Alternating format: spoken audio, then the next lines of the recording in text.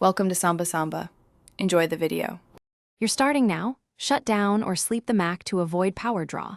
Once done, unplug the charger from the wall outlet first so there's no live mains at the adapter.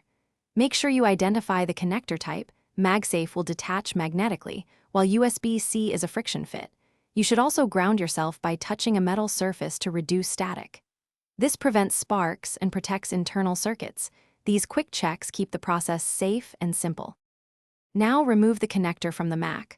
Always grip the plug head, never yank the cable because tension damages the cord or port. For MagSafe, pull straight away from the body and let the magnet disengage. A quick steady pull is enough. For USB-C, align and pull straight out.